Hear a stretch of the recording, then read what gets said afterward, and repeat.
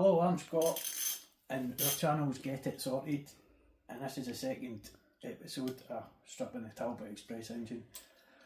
Avril's doing the camera, so I'll go in with the spanners. Right, we're going to take this water pump off, so just unveil the bolts, there's a few of them. Did you say what you done yesterday? Yesterday we stripped the distributor off, the alternator, all the manifolds off, down to the cylinder head basically. So we're going to take the water pump off and then we're going to take the cylinder head off. Hopefully, shortly, once we get all the bolts out. There's quite a few and they're all different sizes. It's a bit fidgety.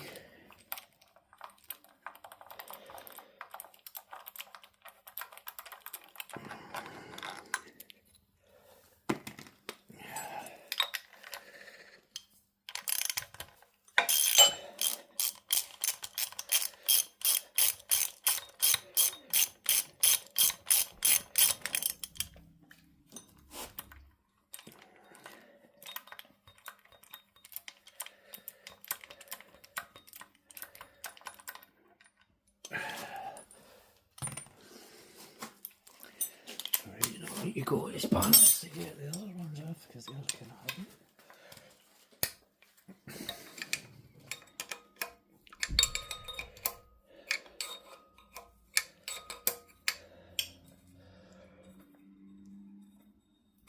For those who's not watched the channel, can you say what kind of engine that is? So they know. That's the 2 litre petrol engine at the Talbot Express camper van.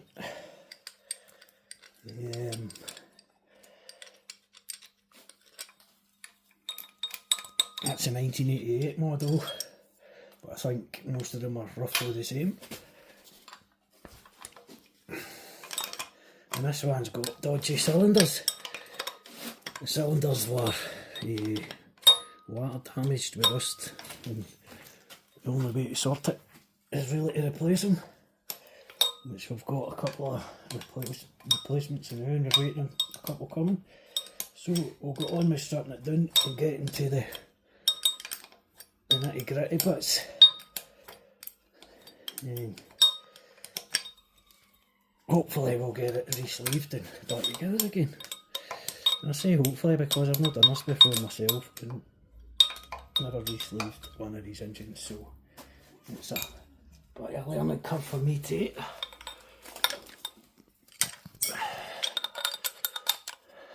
But you have done different models of engines and different things as well, haven't you? Well, basically lots of different colours and stuff, but first you time. get a fair idea then for some things. These are quite basic engines, but better to have them out on the engine store or workbench to do the work on them because they're kind of fidgety.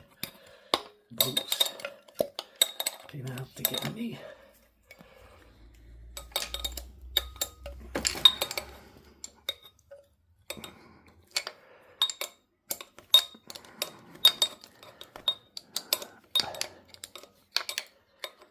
It takes a wee bit of time to squeeze these out because of the way you're set up. Really, you should probably take that pulley off, but I don't have a tool to hold the pulley while the bolt gets undone, so I'm going to do it the awkward way by squeezing a ring spanner in the back of it and undoing the bolts that way.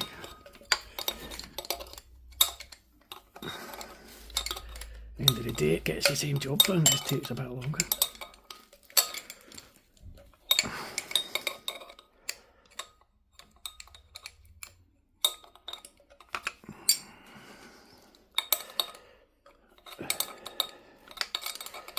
And hopefully we'll have the heat off the day as well. Once this is out of the way, we should be good to go for the cylinder head, taking it off.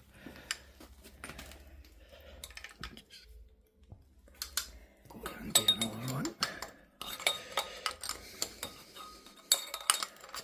That's a bit of a pain to get out, but I'm always doing it the hard way.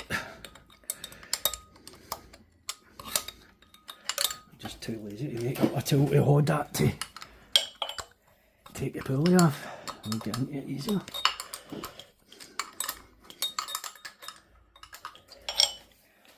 I'll take your hardware on it.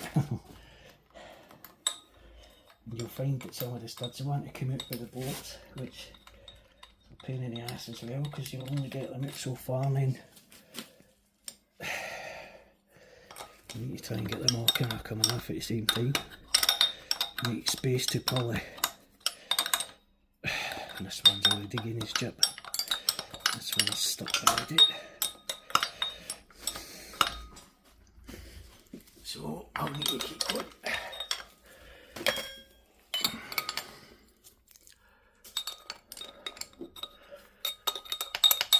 We really need to get them all slackened off as much as we can and get the pump moving out the way. So we can undo the last bolts on it. I say if you happen to have a tool to hold that pulley, it'd be great, but most people probably won't have one. So you either need to make one up or do it the hard way like I'm doing.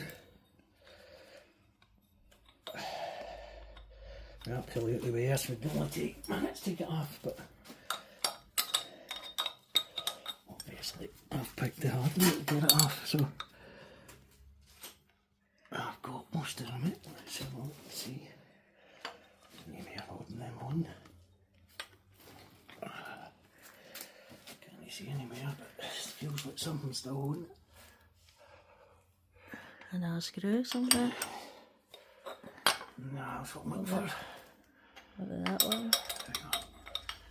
It wasn't that long ago, I should have a wee torch in here just to have a look.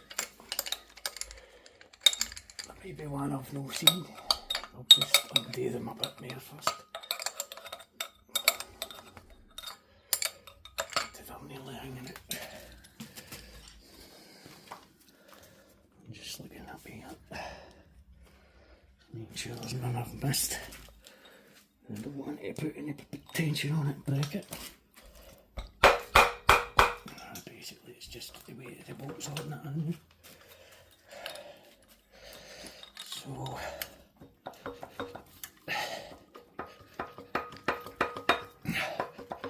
basically just need a wee tap with a wee bit of persuasion to get it moving.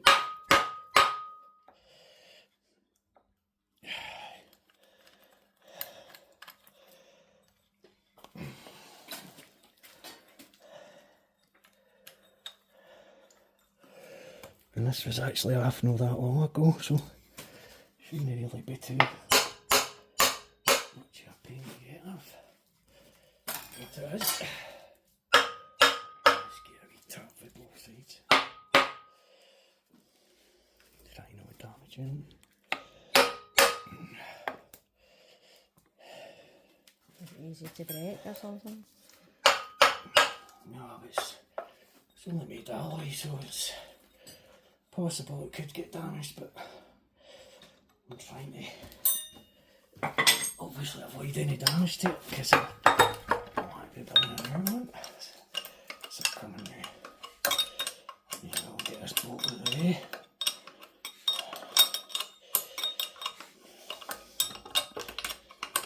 You put this back together, I'll probably put new seals on it as well, just so we don't have any water leaks. You see, it's a long way for a shortcut.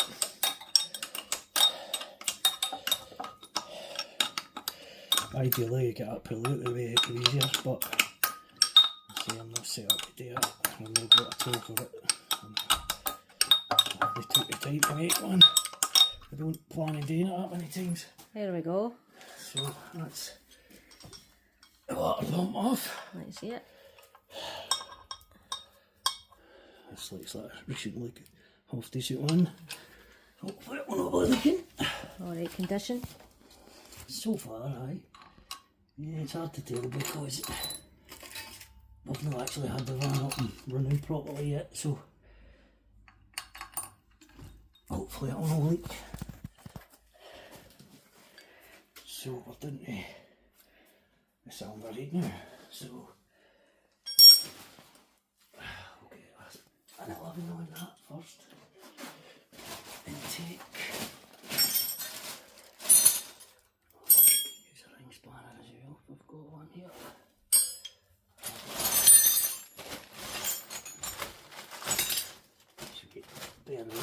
find my socket in it. That's the 10, that's the wrong one. Looking for an 11 millimetre to get that off. One's in here somewhere.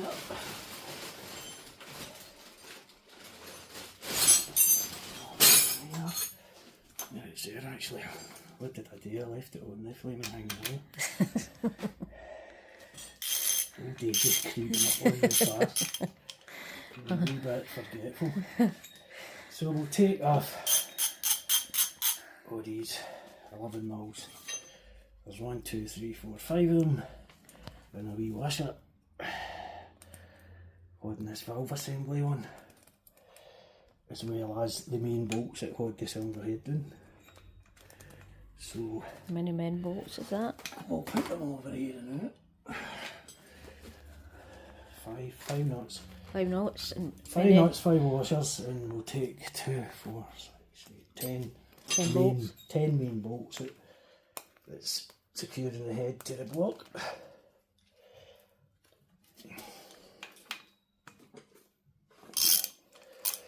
I'll just slack them off first.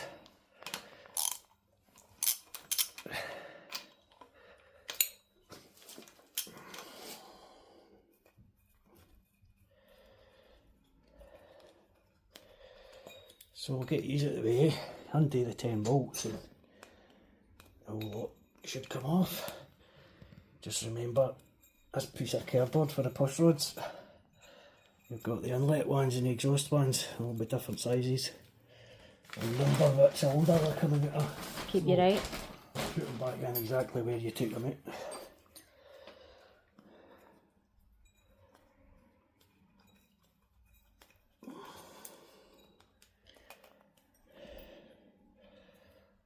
Catch these bolts that lost an engine because it will dive down in the middle of the engine somewhere and we'll dig it out later.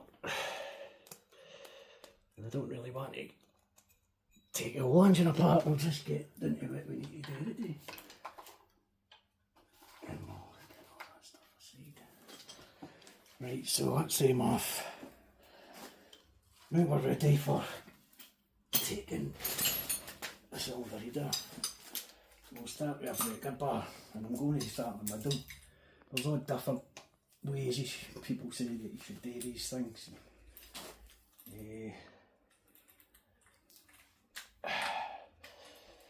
But I only use guidelines when I'm screwing it back down now, when I'm taking it apart.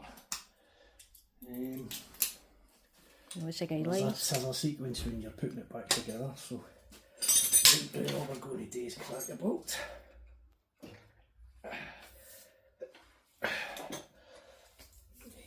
And I'll start in the middle and work our way outwards.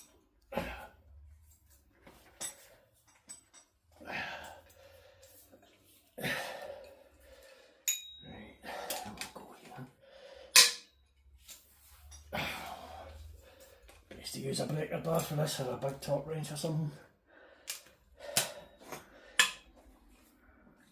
What's that you're using? That's just a breaker bar.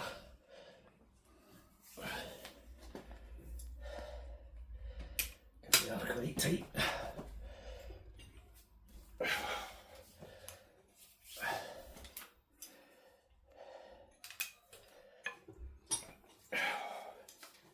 I've not done this in a while, so it's 2 minutes to roll. Keep you fit. Just stopped smoking there as well, so I'm still trying to get used to it. Pull out a breath and all that. Huffing and puffing.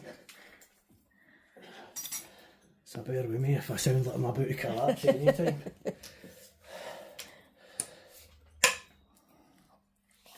So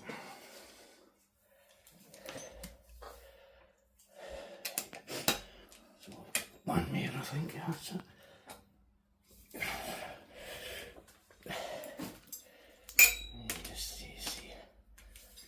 Some more slack.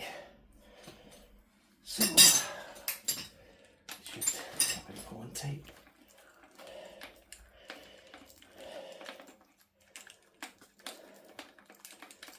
Yeah, I'm just going to take the middle ones out first because I expect that to bounce up once all the tension's off it.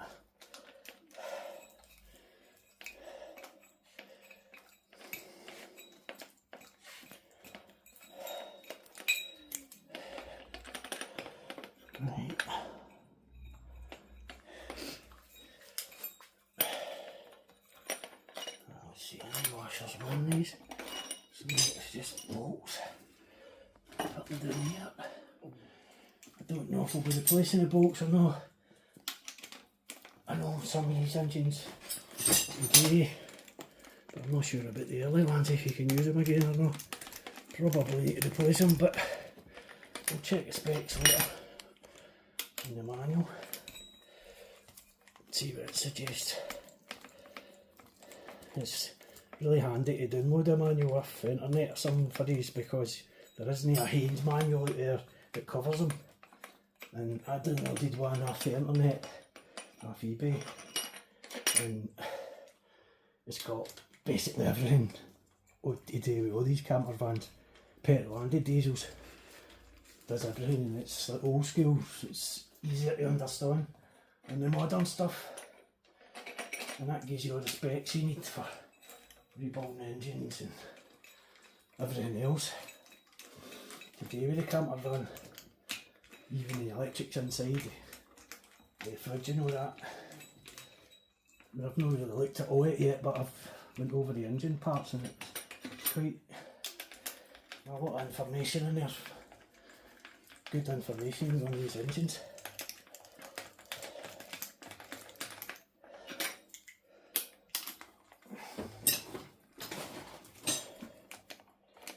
Now, we'll wait it out, the covers off, we'll see the heat itself. Yes, I'm sure this engine's an XNIT engine. I think it might even be a TA engine. They come with different prefixes and codes for years. But I think they're mostly very similar, all the petrol engines, but there is slight differences in the older ones to the more 90s models and stuff. So I'm nearly ready to remove this. Make sure I've not got anything else in the way it's connecting it. So I'll take these out.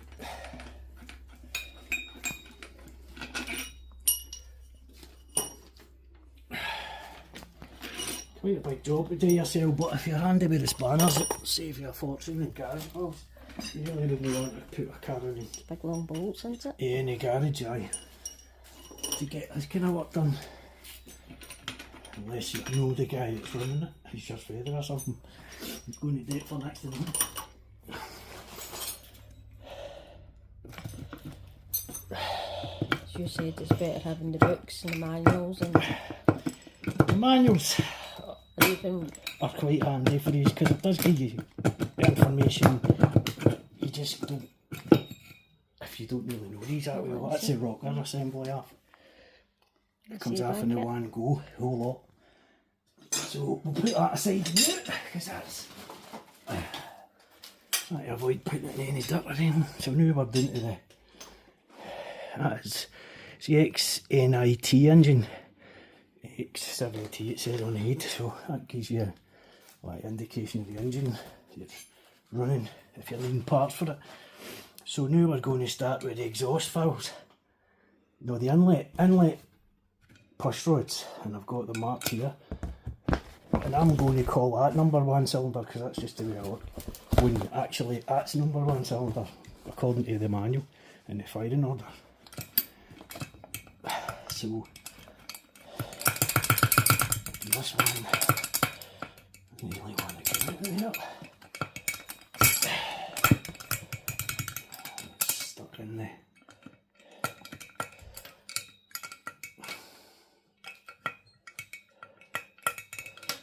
I don't know whether that's stuck in the rockers.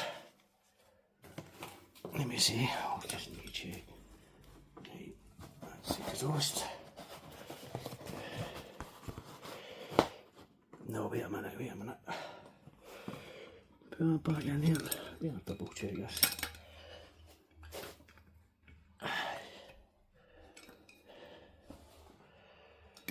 Because I might have got it wrong. That might actually be the exhaust. And they may be the inlet ones. You'll have to tell where it's sitting here now. So It's got numbers here, see it? it doesn't matter. No. As long as I know what side I've taken them out. That's facing the exhaust side, so we'll put them back in these ones.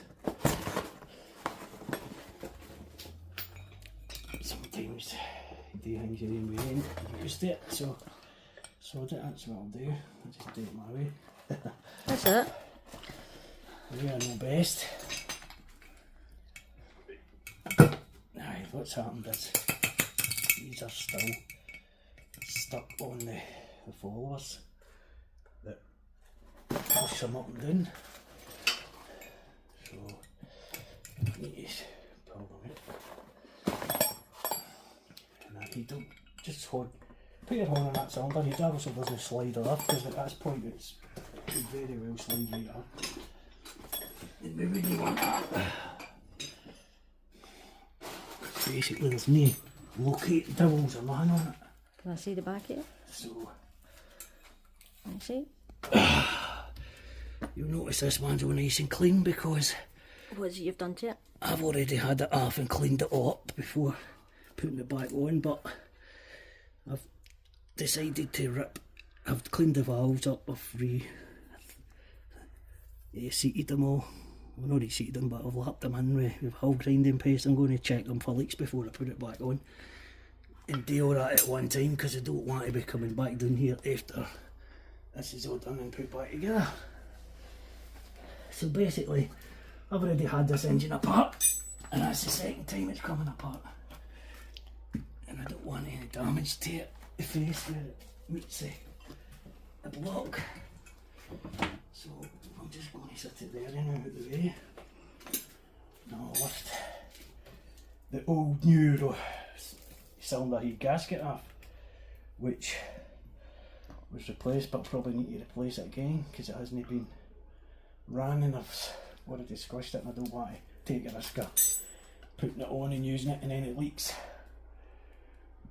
And there's the offenders here that we're going to be replacing, these sleeves.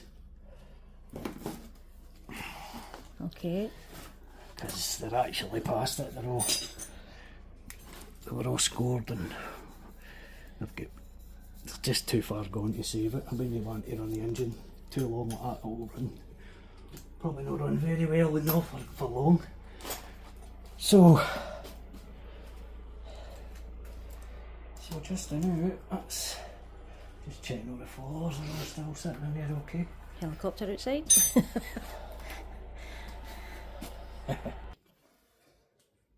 So that's us down to basically the pistons. The heat's out the way. You can see the pistons and the liners, but you can't really see the damage. If you hone, if you hangs in, you might be able to see some of the minor scoring, but it has got out of shape a wee bit here and there, so they really need done. The rings have already been done in the pistons, so when I put the new cylinders in, it should be right back to spec compression because the cylinders are brand new basically, and the rings will be new, and the pistons are actually okay. So there shouldn't be any loss of compression. If there is, it will be through the valves, so that's why we're going to check before we put the heat back on as well. So I'm going to mark the pistons just so I know what order they're sitting in and what direction. I'll just put a one here and an arrow pointing to the pulley at the front. This is probably not the best, but then I'll do the same as this one. I'll put 4 on it. Again, this marker's not very good. We are pointing to the front. And if you want to hold the cylinders down, I'll spin this round. Put your hand on the 2 here, I've got that. The middle ones. It's just so I can get the pistons up a bit. Right, let it go a minute. And we'll just slide them back.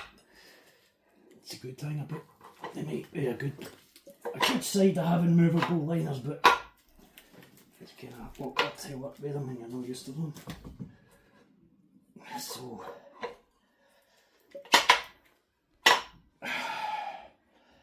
That's why I'm going to need the workshop manual when we're putting it back together, just to make sure we're doing it right, because you do us wrong and your engine's as good as it was before you started. No good.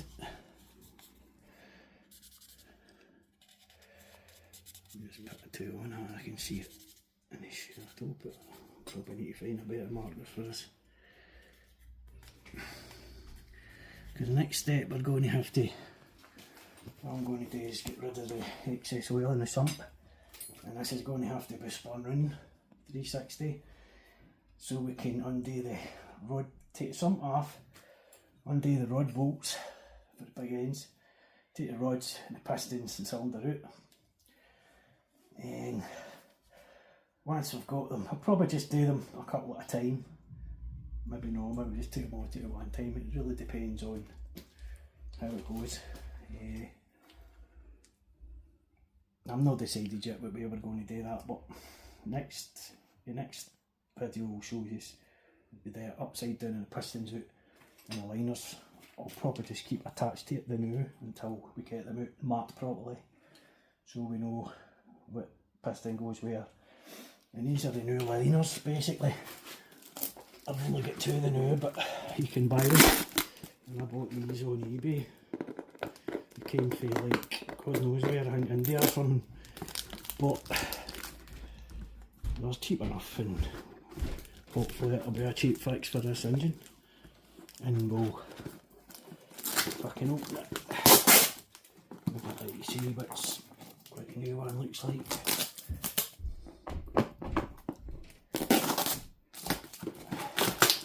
The only thing you don't get with them is the shims. You need to buy them separate, but you can buy them as well when they come in like copper seals. With flat copper washers. Same diameter as the cylinder sleeve. So here's a brand new one. And that's to specific bore that the fucking engine is. Excuse the language. Specific bore to the engine, and so when you put the pistons in the new ones, it should be basically a brand new engine here, because everything's within the tolerances. And that's a new sleeve here. Quite a big detail looking thing, but that's the inside it. It's just a cylinder sleeve for the pistons to go. So can you put one up against the other one to see the difference, or the ones that are wrong? We'll show you where the other ones once we get them out. Right. But they're the old ones obviously, and they'll be minging. I think I cleaned them up a wee bit, but really I should have done this to the start, and now I'm doing it, so I'd rather do it now than put the engine back in the van and it not going right, and then have to strip the engine down and do it over again. So I'll do it now. Well, the engine's out, and at least I know it's perfect in that department. There's not going to be any compression problems, and hopefully we'll get it all screwed back together and up and running. So basically that's all I'm going to do today, and the next one I'll show you is removing these pistons and the sleeves out. I'll be upside down then and doing the rest of the oil. So just for now I'm going to leave it for now, and that's enough for the day, and I'll see you later. Cheers.